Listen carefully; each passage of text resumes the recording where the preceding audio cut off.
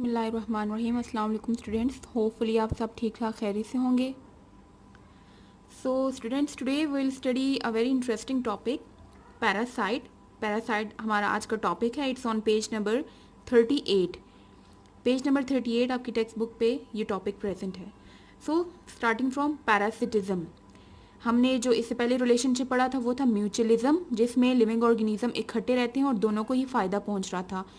ये जो रिलेशनशिप है पैरासिटिज्म, इसमें ये रिलेशनशिप होता है बिटवीन टू ऑर्गेनिज्म। दो किस्म के इसमें ऑर्गेनिज्म होते हैं, एक को फ़ायदा होता है और दूसरे को नुकसान होता है। अब दो किस्म के जो ऑर्गेनिज्म हैं उनको कहते क्या है? एक जो ऑर्गेनिज्म जिसको फ़ायदा पहुंच रहा होता है, जो बेनिफिट कर रहा है, फ़ायदा पहुंच रहा है, उसको हम कहते हैं पैरासाइट। और दूसरा ऑर्गेनिज्म जो कि हार्म्ड होता है, जिसको नुकसान पहुंचता है, उसको कहते हैं होस्ट। तो पैरासाइट क्या है? बेनिफिटेड, फ़ायदा पहुंचता है इसको, होस्ट को हार्म, नुकसान पहुंचता है।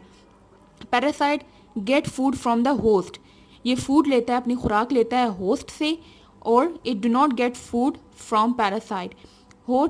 होस्ट जो होते हैं वो पैरासाइट से फूड नहीं लेते, बल्कि इनको नुकसान पहुंचता है सिर्फ। बट इसमें क्या होता है कि कार्निवोर मैमल्स तो हमने जो पढ़े थे उसमें क्या होता था, जानवर अटैक करते थे अपने प्रे पे, शिकार पे, और उसको किल करके फिर उससे खुराक लेते थे। लेकिन जो पैरासाइट हैं वो किल नहीं करते, it do not kill the host, deliberately, जानबूझ के उसको किल नहीं करते ये। अब पैरासाइट्स के अगर हम टाइप्स देखें तो पैरासाइट दो किस्म के होते हैं, एक्टोपैरासाइट एंड एंडो। एक्टो का मतलब होता है आउटसाइड, बाहर। तो एक्टोपैरासाइट कौन से होते हैं? Which live on the body of the host, अपने होस्ट की बॉडी के ऊपर रहते हैं। एंडो का मीन मतलब होता है इनसाइड, अंदर। तो एंडोपैरासाइट जो होते हैं वो अपनी होस्ट की बॉडी के अंदर रहते हैं, दे लिव इंटरनली। एग्जाम्पल्स देखें तो एक्टोपैरासाइट की कॉमन एग्जाम्पल्स हैं मॉस्किटो, फ्लाई, फ्लीस, लाइस। तो ये सब एक्टोपैरासाइट्स हैं, मच्छर, मक्खियाँ, जुएँ वगैरह। तो ये क्या है? ये एक्टोपैरासाइट्स हैं। इसके अलावा बाकी एग्जाम्पल हैं लीच वगैरह, जो बॉडी के साथ चिपक जाती है और खून चूसती है।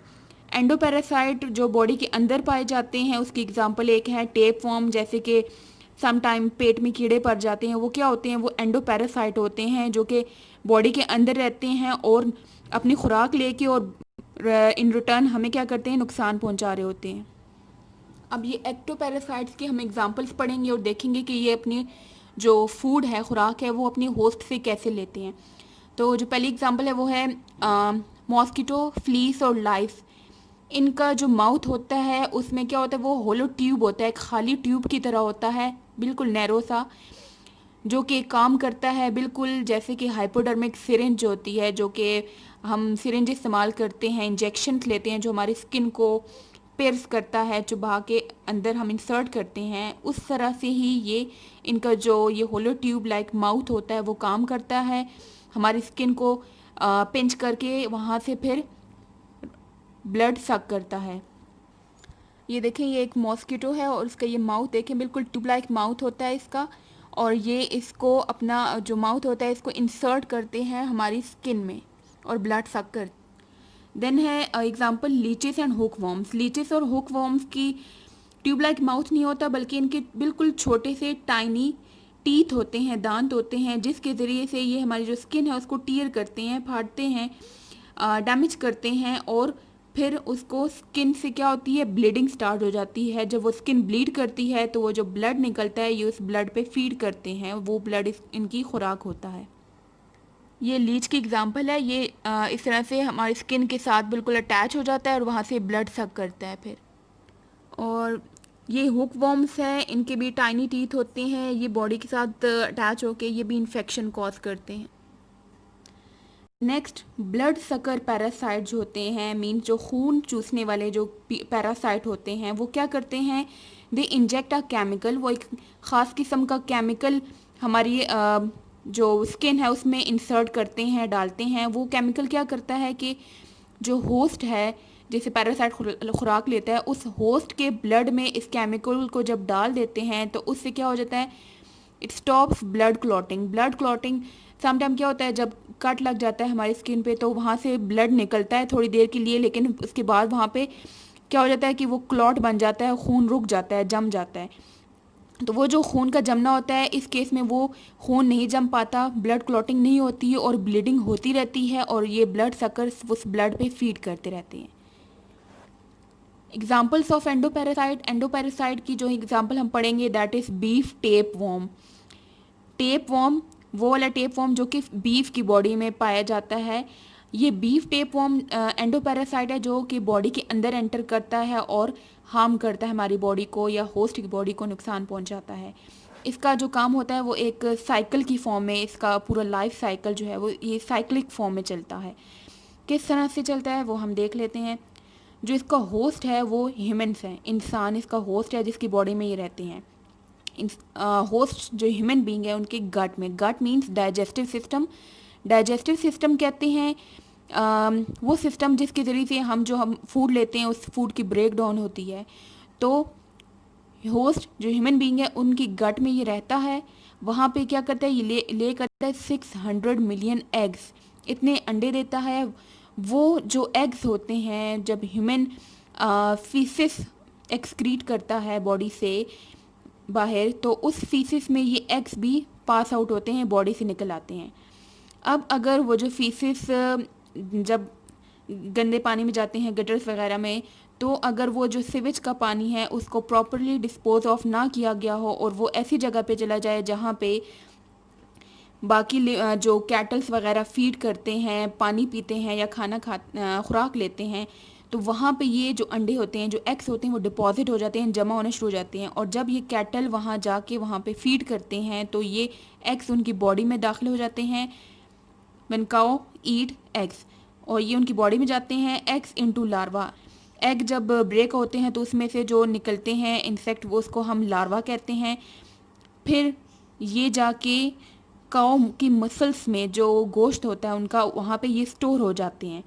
अब वो गोश्त अगर ठीक से ना पकाया हो, if it is not cooked properly, तो और इंसान जो ह्यूमन बीइंग है वो उसको खा ले उस गोश्त को, तो क्या होगा, वो वापस से उसकी बॉडी में एंटर हो जाएगा। लेकिन अगर यहाँ पे अब ये होस्ट, ये ज़रूरी नहीं है वही होस्ट हो जिसके बॉडी से ये यहाँ तक जो एग्स आए हैं, ये डिफरेंट ऑर्गेनिज्म भी हो सकता है। मीन्स के फॉर एग्जांपल एक जो ह्यूमन बीइंग है जो इन्फेक्टेड था, उसने फीसिस एक्सक्रीट किए और वो एग जो है वो किसी तरह से काऊ की बॉडी में पहुंच गए, और अब इस काऊ के मीट को अगर कोई और ह्यूमन बीइंग, कोई और इंसान खाएगा उस गोश्त को, तो उसकी बॉडी में भी ये चला जाएगा और वो इंसान दोबारा से अगर वो फीसिस एक्सक्रीट करेगा तो उसकी फीसिस में भी ये जो एग्स हैं टेप फॉर्म के वो रिलीज़ होंगे।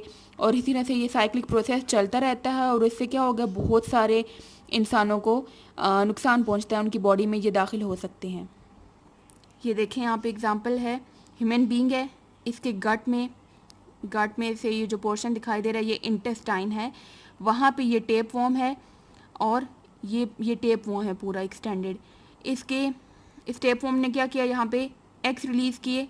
ये एग्स ऐसी जगह पे जाके डिपॉजिट हुए हैं जहाँ पे काऊ वगैरह फीड कर रहे थे, ये वाटर ड्रिंक कर रहे थे, तो वहाँ से उनकी बॉडी में चला गया। फिर वहाँ पे ये सिस्ट इन द मसल्स, उनके जो मसल्स हैं, जो उनका गोश्त है, ये वहाँ पे जाके डिपॉजिट हो जाते हैं और सिस्ट बना लेते हैं जहाँ पे ये प्रेजेंट होते हैं, उसको उस जगह को कहते हैं सिस्ट। अब इस गोश्त को अगर ये इनसफिशेंटली कुकड है, ठीक से कुक नहीं हुआ तो ये क्या होगा, इन्फेक्टेड होगा। इन्फेक्टेड मीन्स इसमें वो इन्फेक्शन प्रेजेंट है, टेप वॉर्म मौजूद है। इसको दोबारा से कोई और ह्यूमन बीइंग खाएगा तो उनकी बॉडी में भी टेप वॉर्म दाखिल हो जाएगा और इसी तरह से ये साइक्लिक प्रोसेस चलता रहता है। आपकी बुक में पेज नंबर 38 पे जो ये डायग्राम बनी हुई है ये बीफ टेप वॉर्म की है। ये देखें टेप वॉर्म इसकी कितनी बड़ी इसकी लेंथ है, ये पूरा एक टेप वॉर्म की एग्जांपल है। इसके अलावा जो एंडोपैरासाइट्स होते हैं उसमें एग्जांपल आती हैं बैक्टीरिया की, वो वाले बैक्टीरिया जो कि ये डिजीज़ कॉज करते हैं, लाइक कॉलरा, टाइफाइड वगैरह, टीबी मीन्स ट्यूबरक्यूलोसिस। तो ये जो डिजीज़ होती हैं, बीमारी होती हैं जिस बैक्टीरिया की वजह से, वो बैक्टीरिया क्या है, वो एंडोपैरासाइट हैं, बॉडी के अंदर रहते हैं, क्योंकि ये जर्म्स बॉडी के जब अंदर एंटर होते हैं तो उससे क्या होता है, ये डिजीज़ होती हैं। बैक्टीरिया की मुख्तलिफ किस्में होती हैं, तो हर एक डिज़ीज़ का एक ख़ास किस्म का अलग बैक्टीरिया होता है जिसकी वजह से वो डिज़ीज़ होती है। जैसे टीबी है, ट्यूबरक्यूलोसिस, तो इसका अपना बैक्टीरिया की एक किस्म है, उसकी वजह से ये टीबी होती है। देन मलेरियल पैरासाइट, जो मलेरिया होता है उसमें भी क्या होता है, एंडोपैरासाइट होता है। वो एंडोपैरासाइट मॉस्किटो की बॉडी में होता है। जैसे मॉस्किटो को तो वो नुकसान नहीं पहुंचाता, लेकिन जब वो मॉस्किटो, वो मच्छर किसी हेल्दी ह्यूमन बीइंग को बाइट करता है तो क्या होगा, मॉस्किटो की बॉडी से, मच्छर की बॉडी से वो जो पैरासाइट होता है वो जाके ट्रांसफ़र होता है ह्यूमन बीइंग्स की ब्लड में जाता है और वहाँ पे फिर मलेरिया कॉज करता है उनसे। आज का जो आपका होमवर्क है वो एक्सरसाइज क्वेश्चन नंबर 12 है। When a beef tapeworm is living in the human gut, how does the tapeworm benefit and how does the human suffer. कि जब बीफ टेपवर्म, जो अभी हमने स्टडी की एग्जांपल, वो लिव करता है ह्यूमन बीइंग्स की गट में रहता है, तो how does the tapeworm benefit, तो उसको फ़ायदा कैसे पहुंचता है, and how does the human suffer, और इंसान कैसे सफ़र करता है, उसको क्या नुकसान पहुंचता है।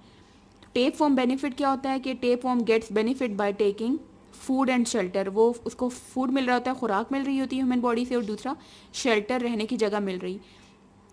इंसान को क्या नुकसान हो रहा होता है, tape form harms the human by weight loss, उसका वेट कम होना शुरू हो जाता है।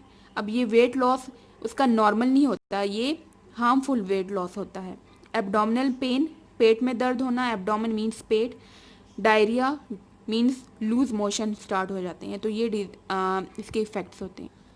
तो स्टूडेंट्स, आज का आपका होमवर्क है write and learn exercise question number 12 on your NEET book. See you next time. अल्लाह हाफिज़।